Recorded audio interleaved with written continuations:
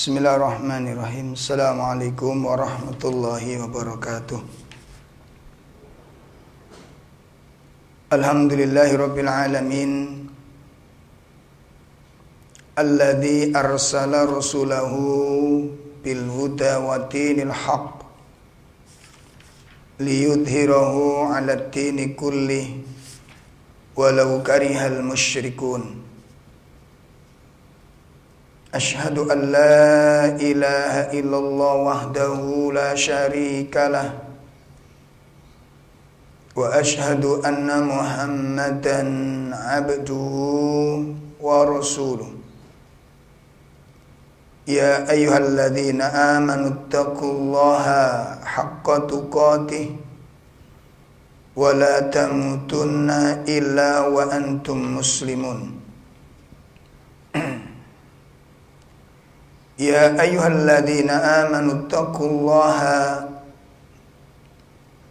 wa qulu qawlan sadida yuslih lakum a'malakum wa yaghfir lakum dunubakum wa man yuti'illaha wa rasulahu faqad faza fawzan 'azima, amma ba'd.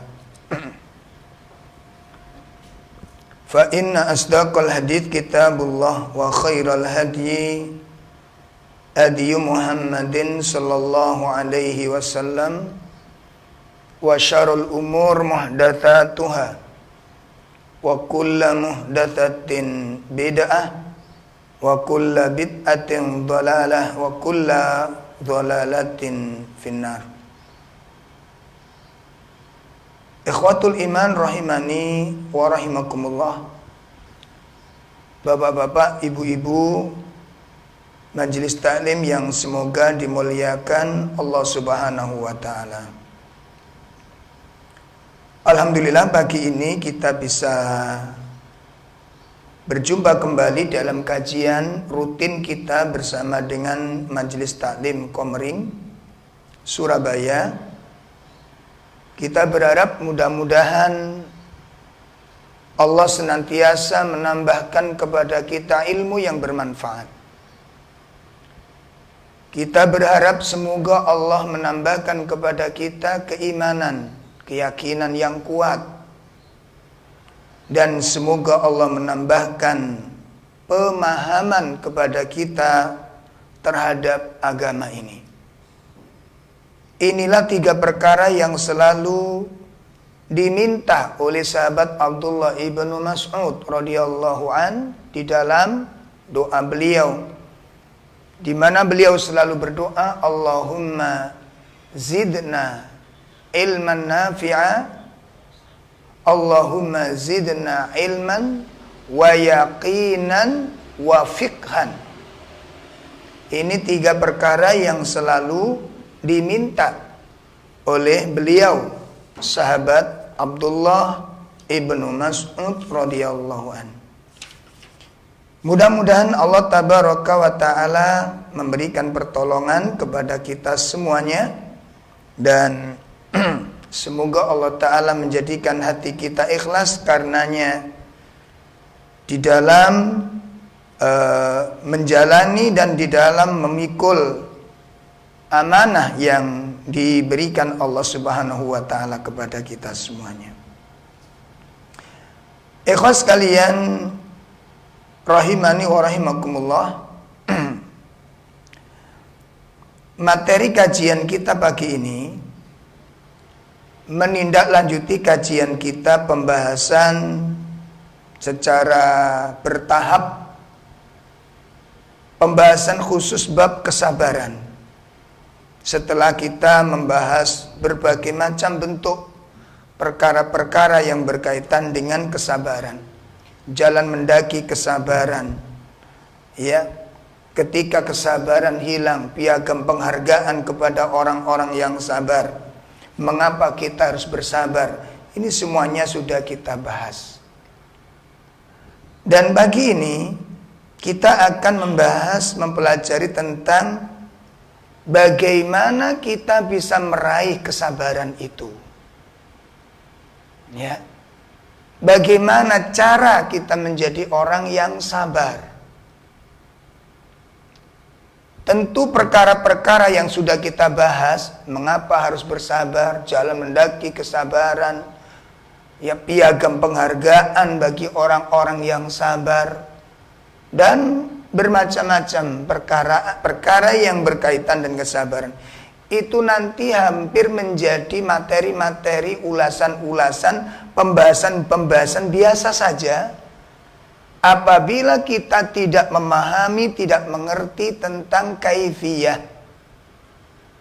ya, tentang cara taksilus sober, bagaimana kita bisa meraih kesabaran itu.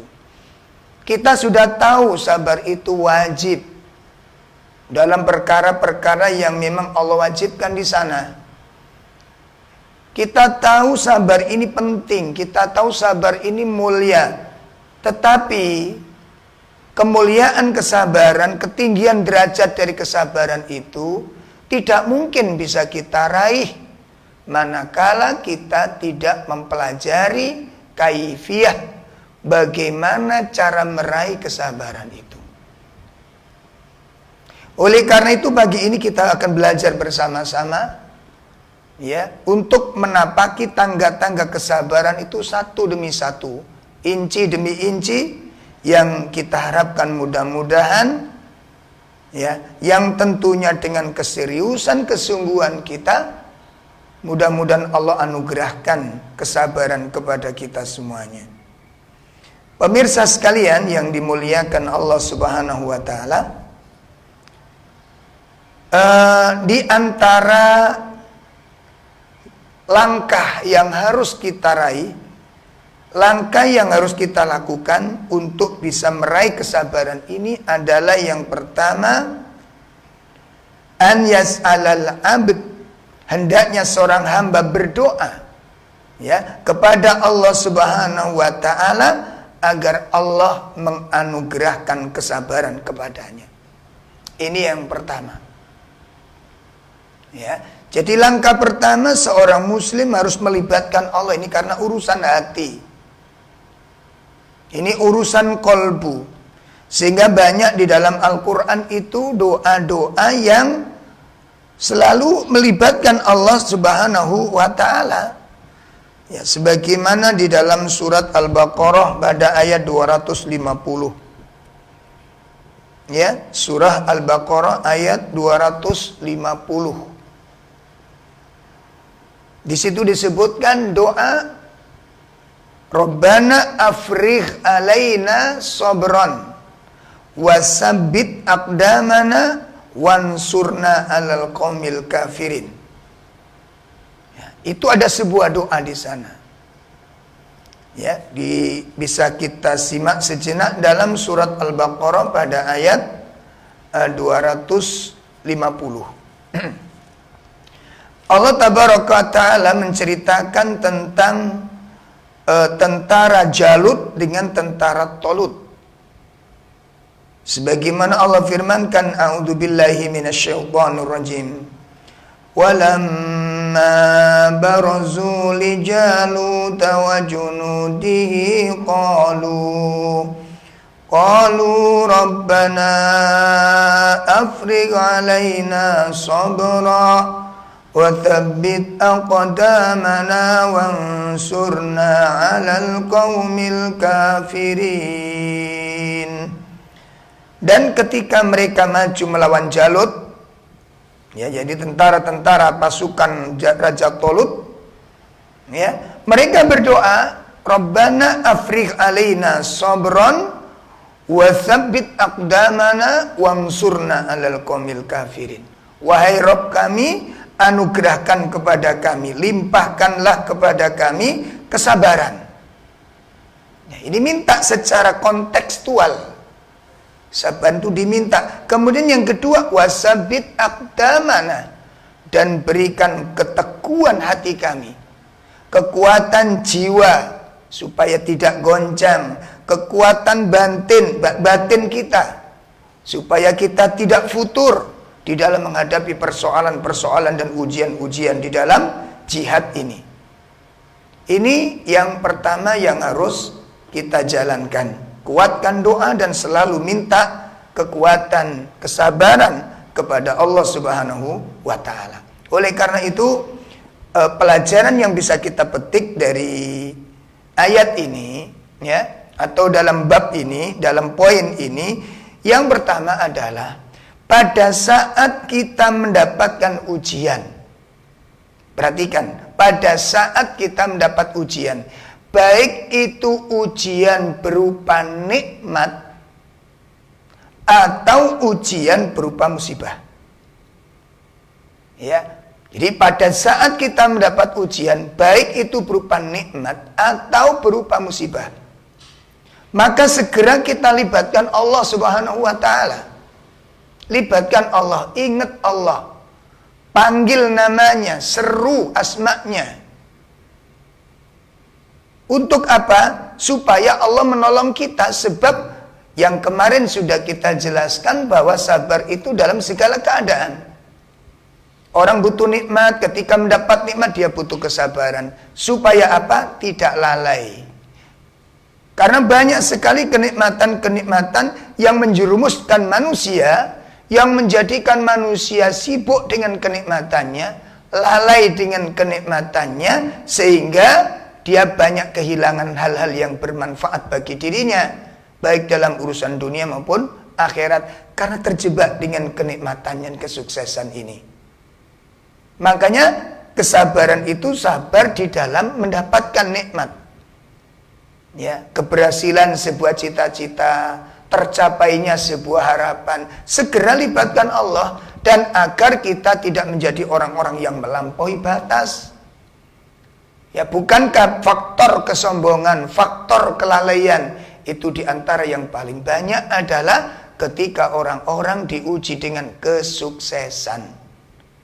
Sehingga dia tidak sabar lagi dia menghadapi kenikmatan itu, sehingga mereka merajalela dengan keberhasilannya, merajalela dengan kesuksesannya, ya, sehingga mereka lupa batas-batas agama. Maka yang pertama kali pesan yang bisa kami ambil dari poin ini, pada saat kita dapat ujian dari Allah, ya, pada saat kita mendapat ujian, segera libatkan Allah. Libatkan Allah. Ya, ini yang pertama, dan inilah yang paling banyak memberikan manfaat kepada manusia. Ya, paling banyak memberikan kekuatan jiwa kepada manusia. Karena kita langsung menghubungi zat yang menggenggam hati manusia. Kita langsung melibatkan kepada zat yang menguasai, di mana hati-hati manusia, termasuk hati kita semuanya, itu berada di antara jari jemarinya. Dia bolak-balikkan hati manusia itu sekehendak Allah, sebagaimana yang telah disabdakan oleh Rasulullah sallallahu alaihi wasallam, inna quluba bani Adam, sesungguhnya hati-hati anak Adam, kullaha, semuanya, itu baina usbu'aini min asabi'ir rahmani azza wajal. Hati-hati manusia itu berada di antara jari jemarinya Allah azza wajal. Ya, kemudian kaqalbi wahid, seperti hati yang satu. Setelah itu apa kata beliau? Yusarrifuhu haitsu yasha'. Lah inilah. Jadi orang hatinya berpaling itu bukan cuma kena musibah saja. Ya. Kan berbeda di situ. Ya, bukan cuma ketika kena musibah saja orang itu berpaling. Nikmat itu bisa menyeret manusia di dalam kelalaian. Ya. Ketika dia sukses, ketika dia berhasil, ketika dia lancar, ini bisa jadi dia lupa kepada Allah. Di antaranya apa? Lemahnya doa kita, jarangnya doa kita. Makanya Allah tidak ingin kita lupa, maka Allah memberikan musibah kepada kita. Ya, Allah memberikan ujian kepada kita supaya apa? La'allahum yarji'un, supaya kita segera kembali kepada Allah Subhanahu wa Ta'ala. Ini langkah yang pertama agar seorang hamba bisa meraih kesabaran, yakni hendaknya dia berdoa, memohon, melibatkan Allah Subhanahu wa Ta'ala, karena dia yang menggenggam dan menguasai hati manusia. Kemudian yang kedua, Langkah yang kedua agar kita mendapatkan kesabaran. Ya, agar kita bisa meraih kesabaran. Apa? Yakni hendak patut tabi'atid dunya, hayatud dunya. Ya, ma'rifatut tabi'ah al hayatud dunya. Mengetahui tabiat kehidupan dunia. Mengetahui tabiat kehidupan dunia. Ini yang dikatakan oleh Syekh Sa'ad bin Wahab Al-Qahtani. Ya, beliau mengatakan aqrabu amron.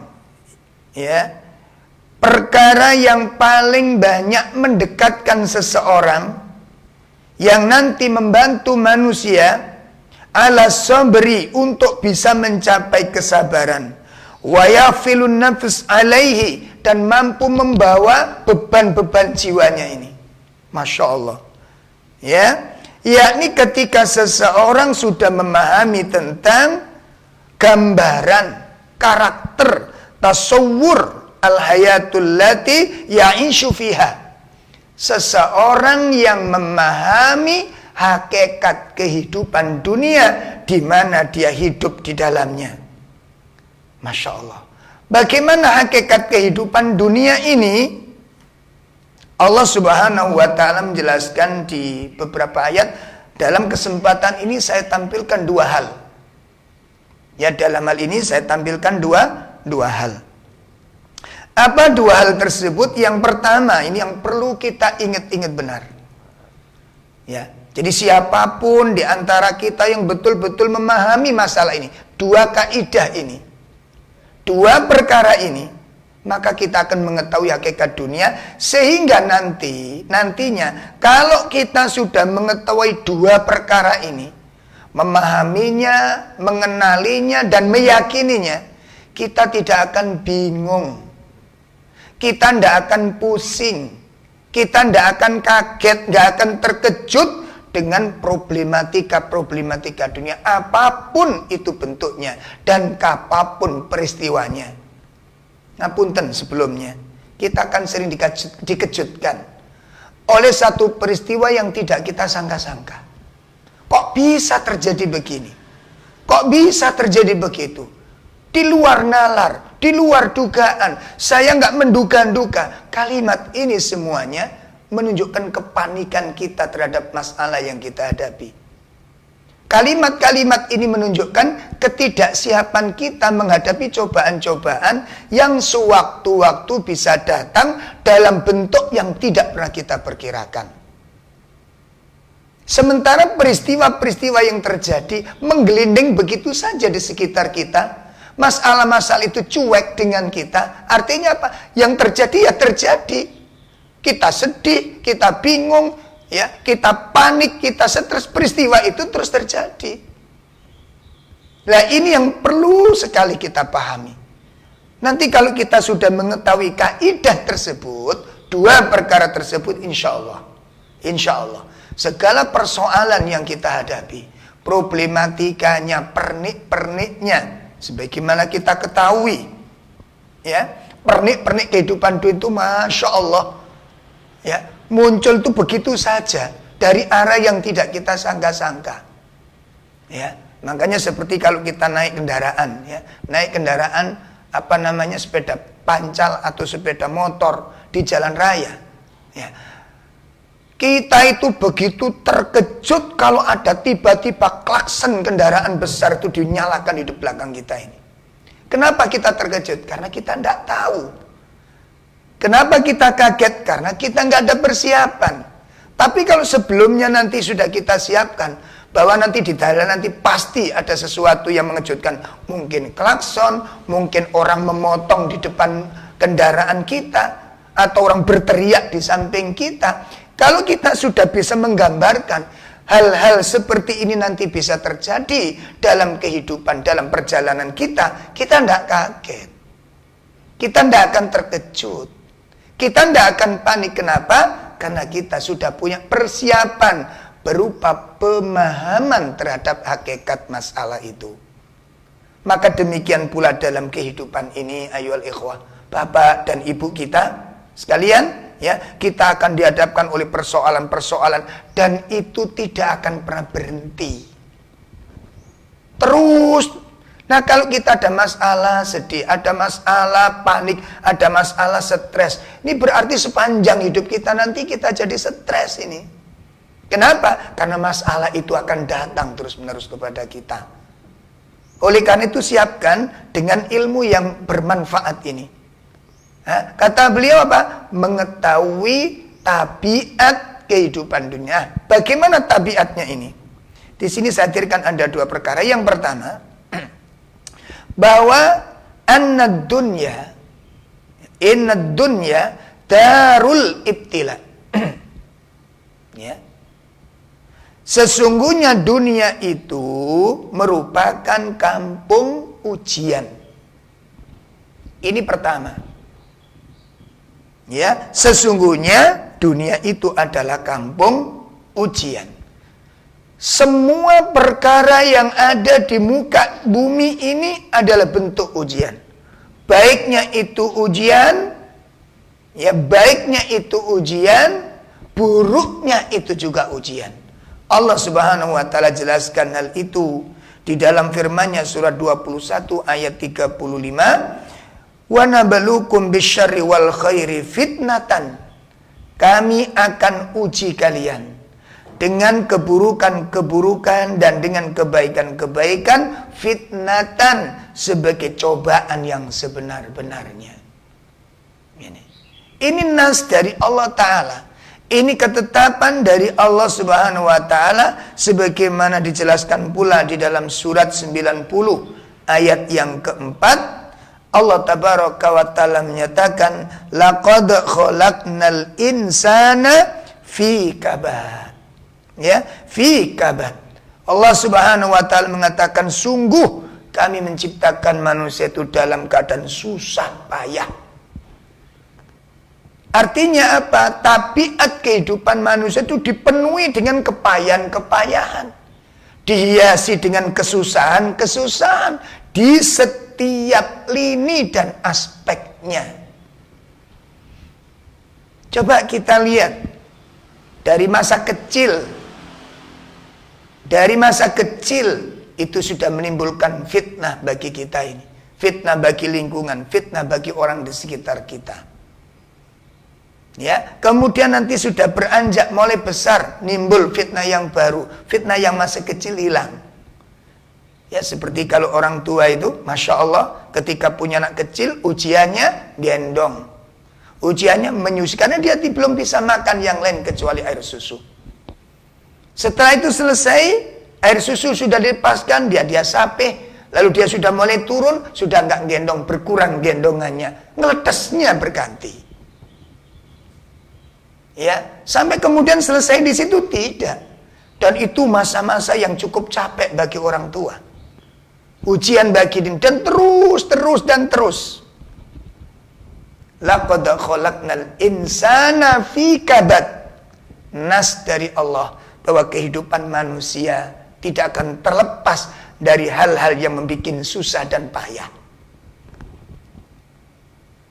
Ya, ini yang pertama.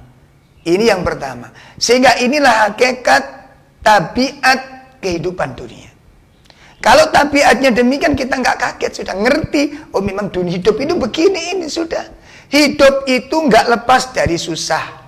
Hidup itu nggak bisa lepas dari payah. Artinya apa? Jerih payah itu akan terus dialami oleh manusia. Coba, masa kapan kita tidak dibikin susah dan payah oleh kehidupan ini? Masa yang kapan? Masa bujang, masa sekolah, masa belajar, masa remaja. Kita dibikin payah dengan penuh belajar, dituntut belajar, walaupun kita tidak ada beban kita di sana. Setelah itu kita berusaha untuk kuliah, beban lagi, juga nambah beban orang tua, biaya, tanggung jawab dan macam-macam. Setelah itu kita bekerja, ada beban. Setelah itu kita menikah, tambah beban. Setelah itu punya anak, nambah beban. Setelah itu mantu, nambahi beban. Kapan kita tidak ada beban? Kapan kita tidak dihadapkan oleh kesusahan? Ya. Menikah, suami sukses, susah, payah. Kenapa? Jarang komunikasi. Karena sibuknya seorang suami. Belum lagi suami nanti kalau punya kedudukan, harus pakai protokol. Masya Allah. Mau ketemu suami pakai rapat dulu, pakai upacara dulu. Ya, jadi jangan dikira kalau mungkin orang-orang yang suaminya, Masya Allah, suaminya punya pangkat, suaminya punya kedudukan, kemudian pasti lepas dari permasalahan-permasalahan tersebut. Tidak, ayyuhal ikhwah. Makanya siapapun, apapun posisi kita, dimanapun kita berada, kalau sudah memahami bahwa inilah kehidupan dunia, apa itu? Tidak lepas dari susah dan payah. Makanya kaidah pertama dipahami dengan benar, bahwasanya dunia, ya, inna dunya darul ibtila, dunia itu adalah kampung ujian. Yang namanya kampung ujian, hujan ujian, kemarau ujian, tandus ujian, subur ujian, masa tanam ujian, masa panen pun ujian. Ini dunia, darul ibtila, kampung yang tidak pernah sepi dengan ujian. Insya Allah. Ada orang menikah, itu ujian Ustadz. Diuji dengan suami-suami yang kurang bertanggung jawab. Akhirnya apa? Dia ingin melepaskan hubungan dengan suaminya. Akhirnya dia khulu, dia minta cerai. Akhirnya dicerai. Pertanyaannya, apa dia lepas dari masalah? Apa lepas dari persoalan? La haula wa la quwata illa billah. Inilah dunia, harus diterima apa adanya, dengan catatan kita memahami kandungan-kandungannya.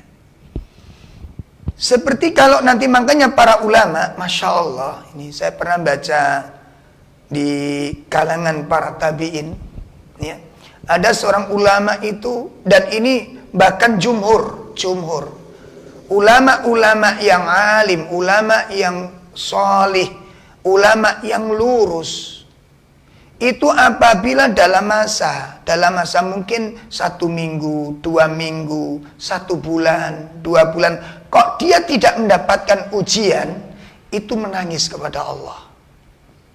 Menangis. Ulama kalau tidak mendapat ujian, takut. Ada kekhawatiran menyelimuti dirinya. Ada yang gak beres ini. Ada sesuatu yang janggal ini. Kenapa saya dalam masa ini kok mendapat ujian? Kenapa mereka takut? Kenapa mereka khawatir? Karena ini keluar dari tabiat. Seperti tabiatnya garam itu asin. Semua orang tahu garam itu asin.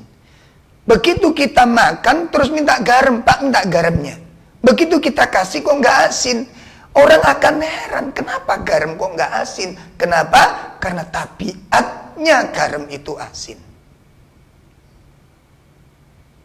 Ya, kalau ibu-ibu sudah ngerti garam itu asin, begitu makan garam kok terasa nih, kaget. Orang malah kaget ngeliat jenengan.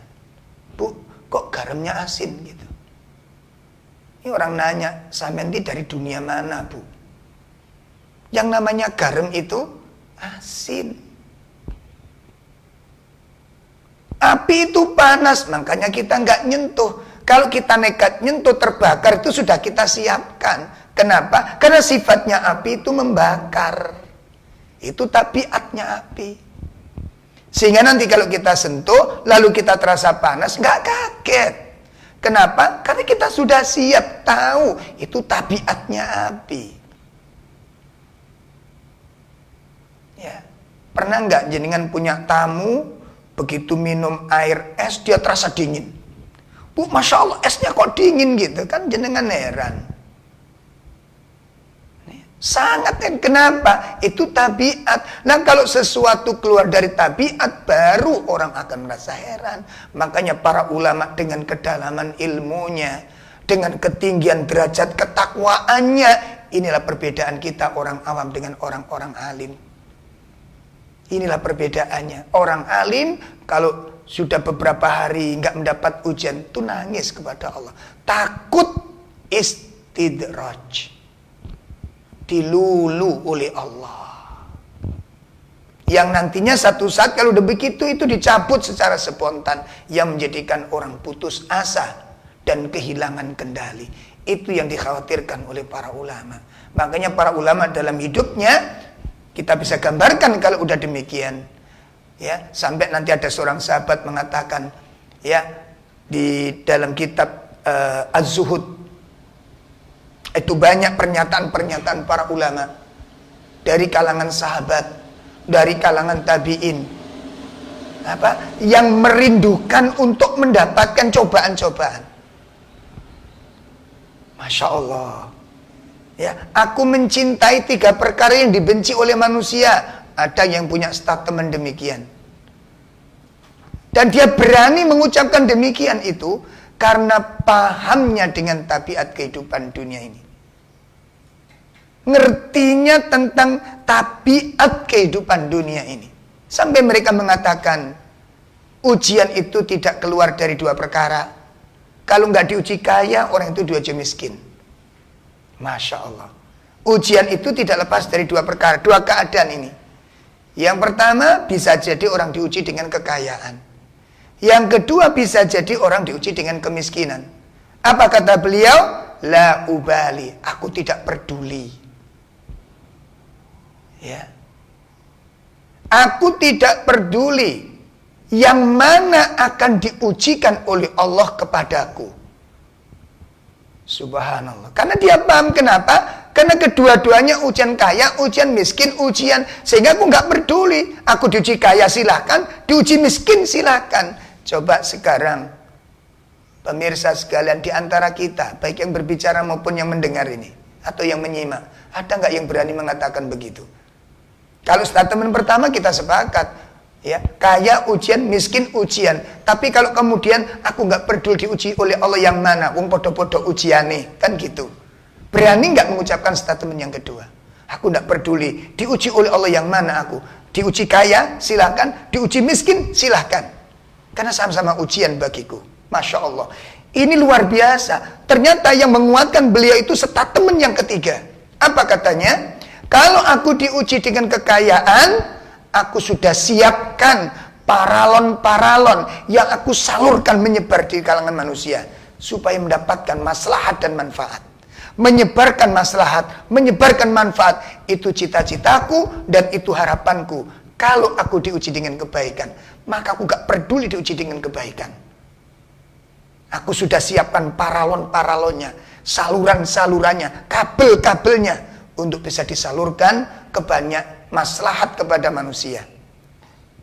Nah, sedangkan kalau aku akan diuji oleh Allah dengan musibah, aku pun tidak takut, aku pun tidak khawatir. Kenapa? Karena sudah aku siapkan kantong yang cukup besar untuk meridhoi dan untuk ikhlas dengan ujian ini, yaitu kantong kesabaran. Masya Allah. Ayo ibu-ibu, bapak-bapak, ada yang nggak berani? Bu, kaya itu ujian. Iya Ustadz, ujian Ustadz. Miskin, ujian Ustadz. Kira-kira kalau ada 2 ujian ini diujikan kepada kita, kita milih ujian yang mana? Gak mungkin kita mengatakan, saya lebih suka diuji yang miskin. Gak mungkin. 99% orang menjawab, lebih baik diuji dengan ujian kekayaan. Padahal ujian kekayaan belum tentu membawa maslahat. Belum tentu membawa manfaat. Bisa jadi hatinya keras, bisa jadi hatinya mati, bisa jadi menyombongkan diri, bisa jadi lupa, bisa jadi takabur, bisa jadi bermacam-macam. Dosa-dosa besar dia kumpulkan dalam dirinya. Tapi itu manusia. Ini kaidah yang kedua untuk mengetahui, ya, supaya kita legowo di dalam menghadapi ujian-ujian dunia ini. Jadi yang pertama, ya, bahwasanya kampung dunia ini adalah kampung ujian. Yang kedua, ya, ini masih yang poin pertama, ya. Poin kedua ini, poin kedua yakni ma'rifatut tabi'atul hayatid dunya. Jadi supaya kita mengetahui tabiat kehidupan dunia ada 2. Satu, menyadari bahwasanya kampung dunia ini adalah dunia ini merupakan kampung ujian. Itu yang pertama. Yang kedua, bahwa annad dunya, bahwasanya dunia itu laisa darul muqamah, bukan kampung keabadian. Ya, bukan kampung keabadian. Ya. Apa artinya? Bahwa segala sesuatu yang ada di sekitar kita itu bisa berubah, bisa hilang. Sesuatu apapun yang ada di sekitar kita itu. Dan itu ditegaskan oleh Allah Tabaraka wa Ta'ala di dalam surat 16 ayat 96, ma indakum yanfad wa ma indallahi baq. Ya, apa saja yang ada di sekitarmu itu yanfad, itu akan hilang. Manusianya, makhluk-makhluk berjawanya akan mati. Makhluk-makhluk bernyawanya akan mati. Segala sesuatu yang ada di sekitar kita akan mengalami kerusakan, akan mengalami perubahan. Tidak ada sesuatu di dunia yang menetap dalam satu keadaan. Tidak ada. Ya, kondisi fisik yang kita menjaganya, yang katanya ini tangan-tangan saya sendiri, ini kepala-kepala saya sendiri, ini rambut-rambut saya sendiri. Kenapa bisa jadi putih dan Anda menolaknya? Kok nggak bisa Anda jadikan bahwa itu adalah rambut Anda? Berarti kan Anda yang memilikinya. Kenapa kok bisa jadi merotoli? Kenapa kok bisa berubah warna? Kenapa Anda tidak mengembalikan pada warna aslinya? Ya, kalau tubuh ini milik Anda, kenapa kok mengalami sakit? Apakah Anda cinta sakit? Apa Anda suka sakit? Tidak. Kenapa lemah? Kenapa bisa hilang kekuatan? Masya Allah. Ma indakum yanfad. Apa saja yang ada di sekitar kalian, itu akan hilang. Wa ma indallahi baq. Segala sesuatu itu akan berubah. Bahkan sampai yang namanya pikiran, perasaan, hati pun itu bisa berubah. Gak menetap dalam satu keadaan. Makanya Allah Subhanahu wa Ta'ala menyatakan dalam firman-Nya surat 29 ayat 64. Allah Tabaraka wa Ta'ala menyatakan apa? A'udzu billahi minasyaitonir rajim. Wa ma hadhil hayatud dunya illa lahu wa la'ib. Wa inna ad-daral akhirata layyal hayawan law kanu ya'lamun. Dan tidaklah kehidupan dunia ini illa lahun. Lahun. Ya, senda gurau, walaib, dan permainan. Wa inna darul akhirah, dan kehidupan akhirat itu adalah lahiyal hayawan, itulah kehidupan yang sebenar-benarnya. Berarti kehidupan dunia ini bukan kehidupan sebenar-benarnya, bukan, karena di balik kekayaan, di balik kesuksesan tidak selalu membawa kebaikan. Nikmat yang kita terima itu tidak selalu berisi dengan kebaikan. Musibah tidak selalu berisi keburukan. Di balik kenikmatan itu ada bencana, di balik musibah bisa jadi ada nikmat yang besar.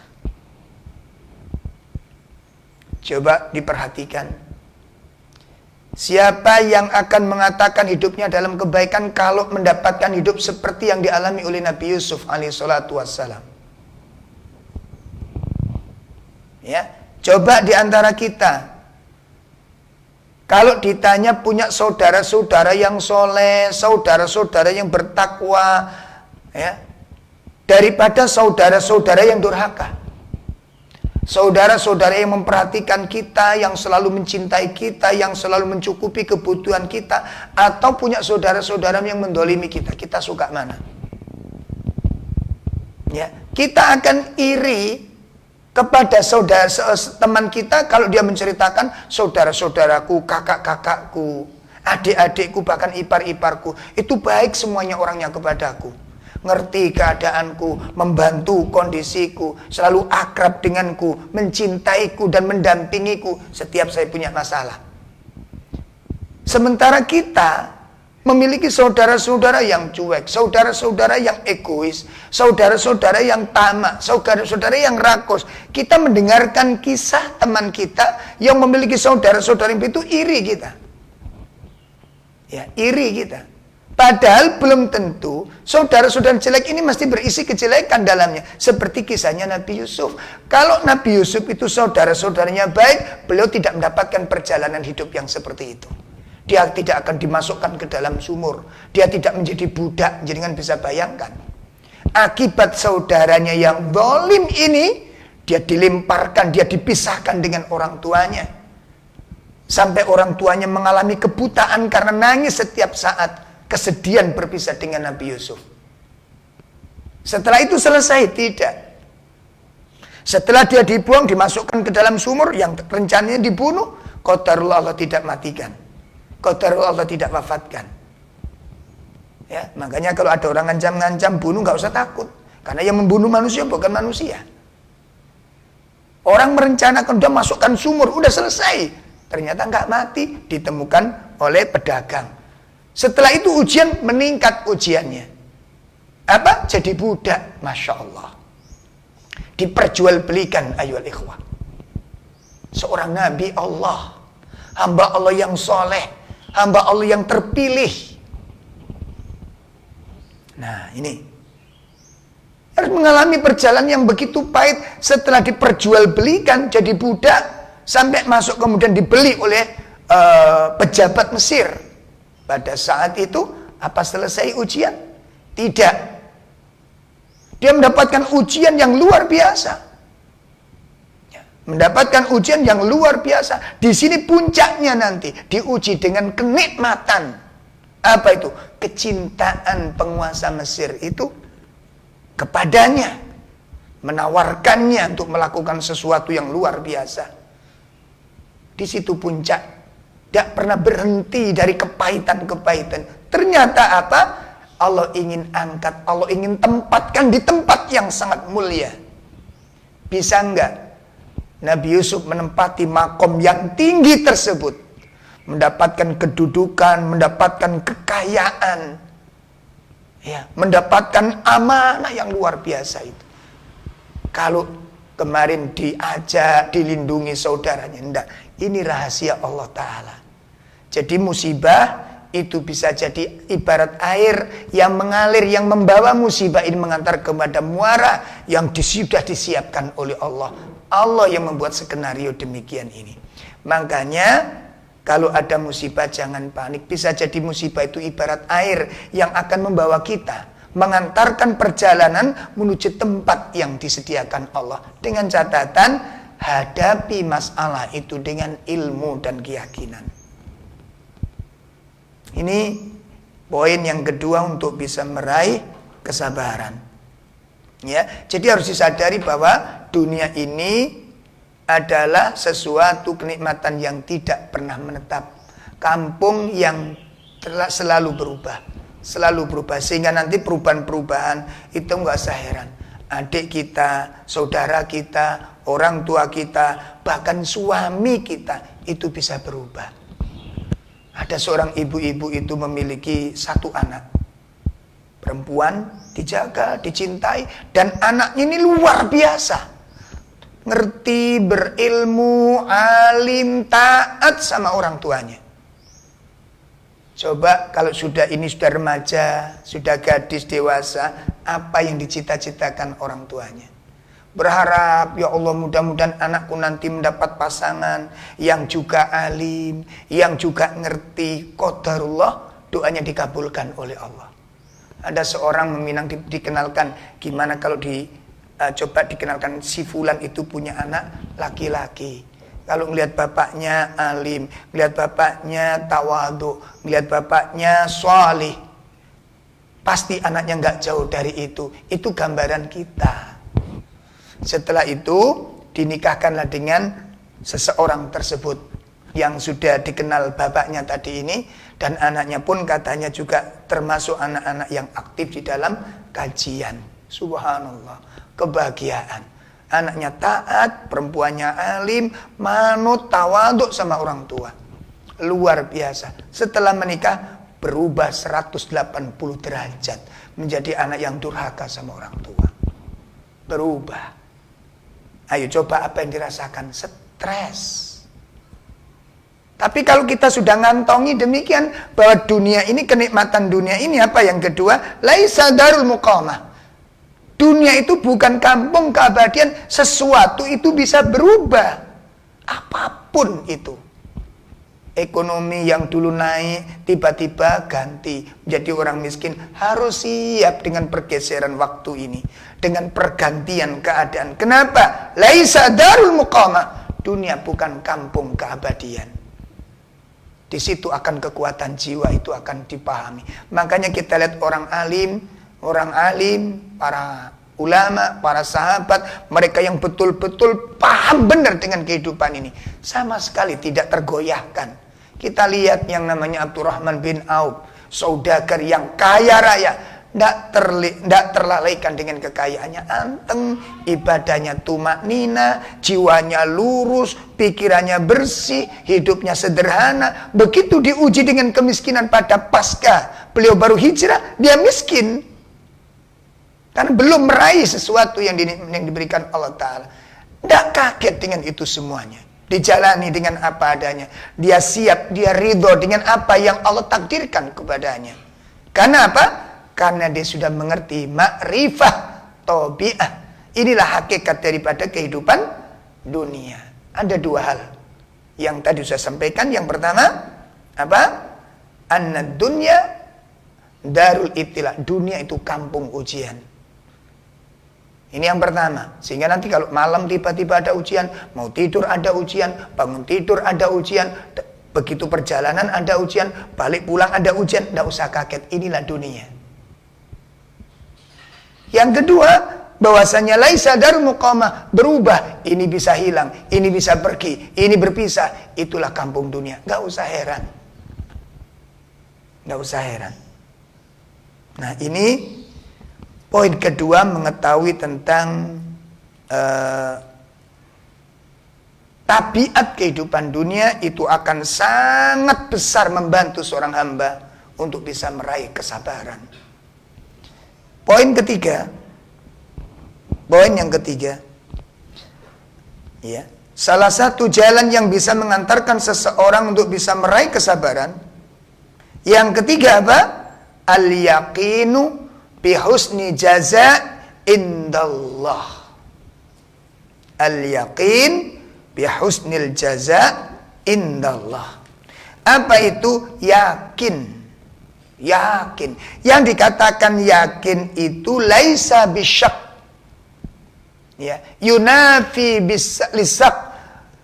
Ya, menghilangkan segala bentuk keraguan. Itu namanya yakin. Ya, makanya nanti di dalam kitab Riyadhus Shalihin itu ada bab al-yaqin wa tawakkul, wa tawakkal. Yakin dan tawakal. Tawakal itu buah. Orang kalau yakin dengan sesuatu, itu menjadi kekuatan jiwa kepada sesuatu tersebut karena dia yakin. Sehingga keyakinan yang utuh menghasilkan tawakal, pasrah, berserah diri kepadanya. Kalau sudah dipasrahkan dengan sesuatu yang dia yakin terhadapnya, gak ada keraguan, gak ada kekhawatiran, gak ada kecemasan. Yang ada adalah ketenangan dan kepuasan. Coba sekarang bapak-bapak, ibu-ibu menitipkan uang kepada yang panjenengan yakin dia itu amanah. Berapapun jumlahnya. Saya pernah nganter seorang jamaah, Ustaz, tolong saya dikenalkan dengan, oh ini insya Allah orangnya amanah beliau. Sangat amanah, teruji sudah. Gitu Ustaz. Dan program-programnya itu sangat mulia. Akhirnya saya antar bertemu dengan beliau. Ustadz, ini ada sedikit rezeki ya dari Allah Ta'ala, kami serahkan ke Ustadz katanya. Ustadznya nanya, ini akadnya disalurkan kemana Pak ini? Ya. Akhirnya Bapak menyerahkan, terserah Ustadz. Mana yang Ustadz pandang membutuhkan dan sangat penting dan maslahat, fadol. Saya udah gak tahu, serahkan Ustadz. Kalau orang tersebut menyerahkan dana, dan itu dananya bukan sedikit, puluhan juta, bahkan mungkin ratusan juta, diserahkan begitu saja. Bahkan Ustadz perlu kwitansi, oh enggak usah, saya udah percaya dengan Ustadz. Coba, ketika kita menyerahkan sesuatu yang begitu besar kepada orang yang kita yakin dia amanah, ada keraguan setelah menyerahkan? Ada kekhawatiran? Ada ketakutan? Ada kecemasan? Tidak ada. Yang ada kepuasan, ketenangan. Maka tawakal yang benar akan membuahkan sakinah. Tawakal membuahkan sakinah, membuahkan ketenangan jiwa. Makanya Nabi Ibrahim alaihissalatu wassalam, ketika di hadapan ujian yang besar, di depan ada gumpalan api yang sangat dahsyat untuk disiapkan membakar dirinya. Apa yang diucapkan oleh Nabi Ibrahim? Hasbunallahu wa ni'mal wakil. Hasbunallahu wa ni'mal wakil. Cukup Allah sebagai sesuatu yang aku serai. Wa ni'mal wakil, dan dia sebaik-baik yang diserai urusan. Berarti konsekuensinya ada dua. Apa konsekuensi yang pertama? Mungkin bisa jadi sesuai dengan harapan. Bisa jadi sesuatu yang di luar dugaan. Ketika aku dimasukkan, bisa jadi aku selamat, bisa jadi aku terpanggang. Berarti kalau udah pasrah, terserah Allah. Allah yang tahu saya hidup atau mati. Pasti itu yang terbaik. Sehingga orang yang sudah tawakal walaupun gagal, dia gak sedih dengan dirinya. Kenapa? Yakin terhadap keputusan Allah. Itu yang terbaik. Nah, sekarang kita tanya, tawakal kita sampai mana? Kita udah tawakal tapi nuntut kudu berhasil, gitu. Makanya error. Makanya masalah. Yakin itu adalah yunafil syak, menghilangkan sesuatu yang meragukan. Ya. Makanya kalau orang sudah yakin, seperti seorang istri mengeluarkan duit diperintahkan oleh suaminya, lalu suaminya bilang nanti tak ganti yang lebih banyak. Saya yakin istri manapun, ya istri manapun yang percaya dengan suaminya bahwa suaminya akan memberikan ganti kepadanya, dia tidak akan eman untuk mengeluarkannya. Apalagi suaminya menjanjikan gantinya lebih banyak. Saya yakin-yakinnya. Pada saat istri mengeluarkan uang untuk dikeluarkan sebagaimana perintah suaminya, dan suaminya menjanjikan akan mengganti lebih banyak, maka pada saat istri mengeluarkan uang, dia tidak melihat uangnya, tapi yang dipikir adalah ganti dari suaminya. Coba lihat. Keyakinan yang utuh, yakin yang tidak diikuti, dicampuri dengan keraguan, melahirkan kekuatan yang sangat amat dahsyat. Ya, yakin. Seperti, Pak, besok jenengan umroh ya. Ada orang menawarkan seseorang, Mas, sampean tak berangkatkan umroh. Waduh, saya tidak punya apa-apa. Sudah. Semua kebutuhan jenengan nanti di sana saya tanggung semuanya. Paspor saya tanggung, visa saya tanggung. Iya, tapi kan kita di sini butuh makan. Kebutuhan makan sepenuhnya nanti saya cukupi. Anak yang sampean tinggal pun tak cukupi nanti. Kalau orang tersebut percaya dengan si fulan yang memberangkatkan ini, ada keraguan? Ada kecemasan? Kenapa? Bahkan dia bersyukur. Dia berpisah dengan istri sesaat. Dia tidak menafkahi, tapi dia jamin. Orang penjamin mengatakan, istri yang Anda tinggalkan saya akan cukupi. Masya Allah. Ketika kami dakwah di beberapa pelosok itu, ada seorang muhsinin menunjuk seorang ustadz yang lemah ya ekonominya. Ustadz, antum dipilih untuk mendatangi tempat yang pelosok, dan kami waktu itu memandu beliau. Saya pribadi memandunya. Terus saya sampaikan, Ustadz, ini gimana, beliau ini termasuk du'afa dari kalangan kaum muslimin ini. Satroub, ini sudah menjadi tanggung jawab saya. Transport untuk datang ke tempat itu kami yang jamin. Nah, terus istrinya, Ustadz, dia kan harus bekerja. Istrinya kita cukupkan. Akhirnya ketika sang Ustadz ini berangkat ke tempat tersebut, pertanyaan saya, ada kecemasan, ada kekhawatiran. Kalau sang Ustadz itu percaya kepada penjamin tersebut, ada ketakutan. Inilah yang disebut al-yakin. Itu baru percaya kepada manusia yang amanah. Itu baru yakin dengan janji sesama makhluk.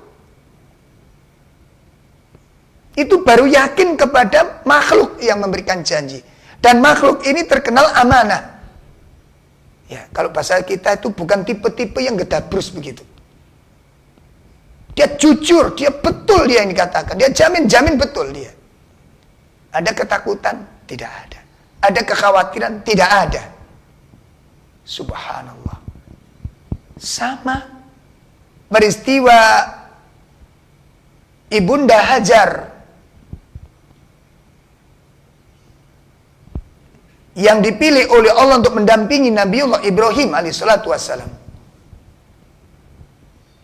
Ketika beliau bertanya untuk menempati tempat yang gersang itu, kalau ini ide Nabi Ibrahim, itu dipersoalkan. Tapi begitu tanya, Allahu amaraka bihada, ya Ibrahim, apakah Allah yang menyuruhmu demikian? Nabi Ibrahim mengatakan, na'am. Benar ya Hajar, Allah yang menyuruh saya untuk menempatkan kamu, meninggalkan kamu di tempat ini. Tempat yang gersang, sendirian, tanpa bekal, tanpa teman. Makanya Hajar bertanya, hal tatrukuni, apa kau meninggalkan aku di sini? Laisa unasun, tidak ada satupun manusia, wala syai'un, dan tidak ada perbekalan. Ya Ibrahim, apakah kau akan tinggalkan aku di tempat ini? Ketika Nabi Ibrahim ditanya demikian, dia tidak menjawab. Karena pertanyaannya ini sulit bagi dia menerangkannya. Begitu Hajar bertanya, Allahu amaraka bihada, apakah Allah yang menyuruhmu demikian ya Ibrahim? Baru Nabi Ibrahim menjawab, na'am ya Hajar, Allah yang menyuruhku. Nah begitu dijawab Allah yang menyuruhnya, Hajar punya keyakinan yang kuat. Al-yakin yunafil syak, yang tidak tercampuri dengan keraguan. Apa katanya? Apa kata Hajar? Dia berstatement di hadapan Nabi Ibrahim alaihissalatu wassalam. Kalau demikian, wallahi, demi Allah, la udayyi'unallah, tidak mungkin Allah akan menyia-nyiakan saya di sini. Ya Ibrahim, pergilah engkau. Allah tidak akan menyia-nyiakan aku di sini.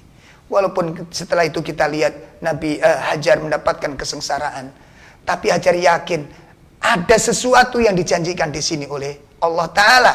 Karena Allah menyuruh, tidak mungkin Allah menelantarkan. Karena Allah menyuruh, tidak mungkin Allah mendolimi. Tidak mungkin Allah menghancurkan saya di sini.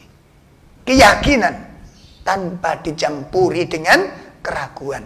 Orang ini yang kemudian menjadikan Hajar begitu kuat kesabarannya. Kenapa?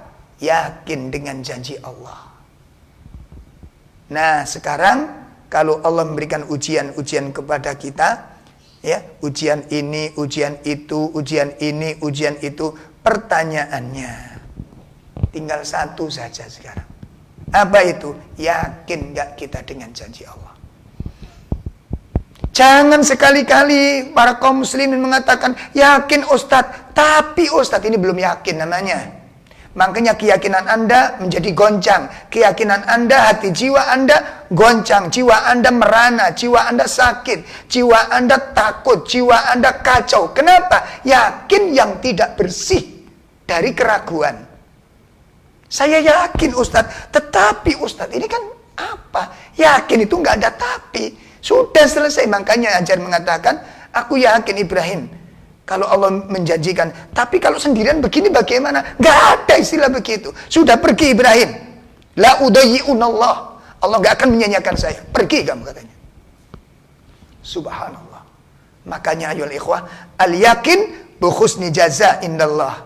Yakin dengan janji Allah, ya, dengan bagusnya janji Allah di sisi Allah kelak, itu menjadikan orang-orang bisa meraih kesabaran. Makanya kesabarannya para sahabat, kesabarannya para nabi, Nabi Yusuf, sampai demikian pula, ya, tahapan-tahapan ujian yang beliau alami, musibah-musibah yang beliau rasakan, kepahitan-kepahitan yang begitu luar biasa. Dia tekun di dalam perjalanannya. Dia tidak berubah keyakinannya. Kenapa? Allah mengalurkan sampai di mana muaranya. Sampai di mana tempat terakhirnya. Ditunggu oleh Nabi Yusuf. Dan Nabi Yusuf telah menemukan janji Allah tersebut. Hajar menemukan janji Allah tersebut. Dan kaum muslimin yang lainnya pun menemukan janji Allah tersebut. Kalau tidak diberikan di dunia, pasti Allah siapkan di akhirat. Kenapa? Satu kata yang harus kita pegang. Innallaha la yukhliful mi'ad. Sesungguhnya Allah tidak pernah mengingkari janji. Yakin dengan janji Allah menjadikan seseorang mampu untuk memiliki kesabaran. Yang terakhir, yang keempat, jalan untuk bisa mendapatkan kesabaran adalah al-yaqinu bil qadar. Yakin bahwa segala sesuatu terjadi itu atas takdir Allah Subhanahu wa taala. Oleh karena itu Allah Subhanahu wa taala bahwa, nah ini Bapak-bapak Ibu, apapun peristiwanya, apapun kejadiannya, apapun bentuk musibahnya, apapun itu jamak dari semua masalah. Miskin, kedoliman, penyelewengan, kecurangan, penyimpangan, segala sesuatu terjadi orang-orang di sekitar kita yang ditimpakan ke kita, itu kita yakin itu bukan terjadi dengan sendirinya. Bukan kebetulan, tapi ada yang menciptakan, ada yang membuat, dan ada yang telah menetapkan. Yang semua itu tidak lain adalah Allah Azza wa Jalla. Allah ingatkan, menghibur kita di dalam surat Al-Hadid pada ayat 22 dan ayat 23. Mari kita simak di dalam surat 57. Ya, surat 57 ayat 22 dan 23. Allah tabaraka ta'ala menyatakan, a'udzubillahi minasyaitonir rajim. Ma asaba min musibatin fil ardi wala fi anfusikum wala fi anfusikum illa fi kitabim min qabli an nabra'aha inna dhalika 'ala Allahi yasir likai la ta'saw 'ala ma fatakum wa la tafrahu bima atakum wallahu la yuhibbu kulla mukhtalin fakhur. Setiap bencana yang menimpa di bumi dan yang menimpa pada dirimu sendiri, semuanya telah tertulis di dalam kitab Lauhul Mahfuz sebelum kami mewujudkannya. Sungguh yang demikian itu mudah bagi Allah Ta'ala. Masya Allah.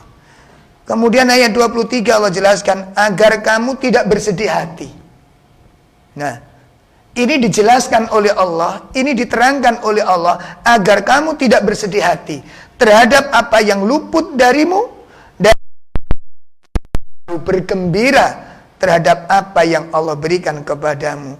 Dan Allah tidak menyukai setiap orang yang sombong dan membanggakan diri. Pemirsa sekalian yang dimuliakan Allah, kalau kita simak dua ayat ini, itu sangat luar biasa kedalaman ayat ini. Tidak ada sesuatu musibah yang terjadi di muka bumi, apapun itu. apa banjir, apa hujan, apa longsor, apa tabrakan, apa peristiwa apapun. Apapun, ya. Dan juga peristiwa yang menimpa kepada diri kitanya, apapun itu juga bentuknya. Kecuali semuanya itu illa fi kitabin, ya, sudah ditetapkan oleh Allah di dalam kitab Lauhul Mahfuz, sudah tertulis di sana. Apa yang akan kita alami, yang akan terjadi pada keluarga kita, yang akan terjadi pada ekonomi kita, perubahannya, kejadiannya, kegagalannya, semuanya itu sudah tertulis di sana.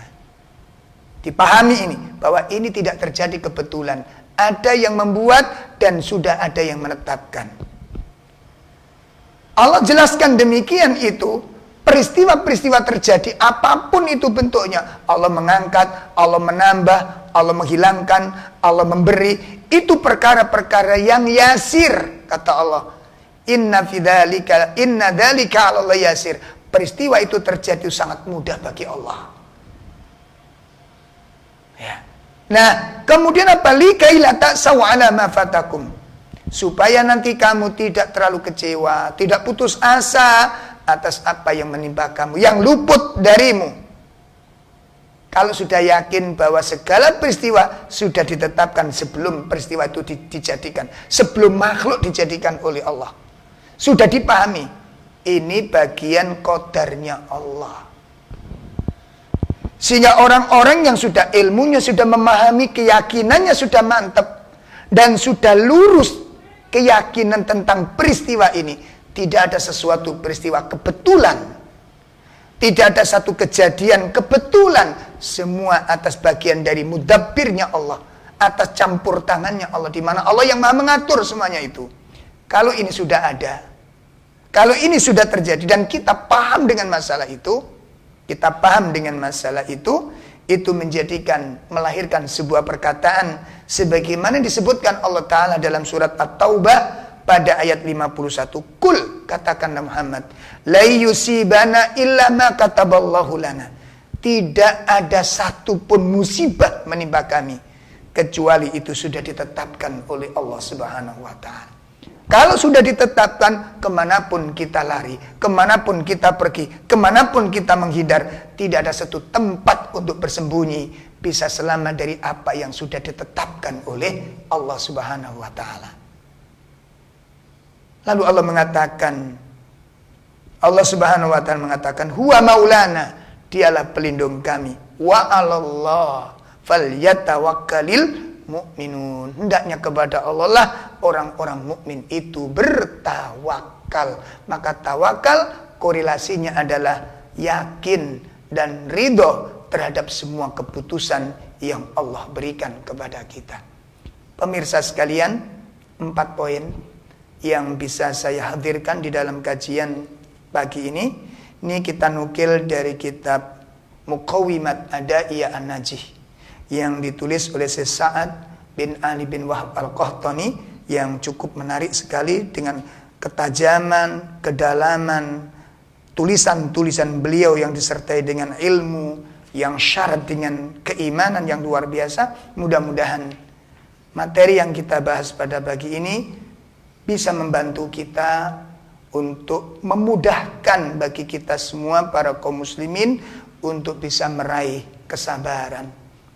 Mudah-mudahan ini bermanfaat dan semoga Allah berikan kecerdasan kepada kita, pemahaman yang benar dan keyakinan yang utuh di dalam meyakini apa yang telah dikabarkan oleh Allah Subhanahu wa Ta'ala. Demikian atas perhatiannya, semoga apa yang kita pelajari bersama-sama menjadi ilmu yang bermanfaat, dan semoga Allah Ta'ala menjaga iman kita, menjaga kondisi hati kita untuk agar supaya kita bisa istiqomah di atas syariatnya, dan agar kita selalu terjaga dari bimbingan-bimbingannya Allah Subhanahu wa Ta'ala.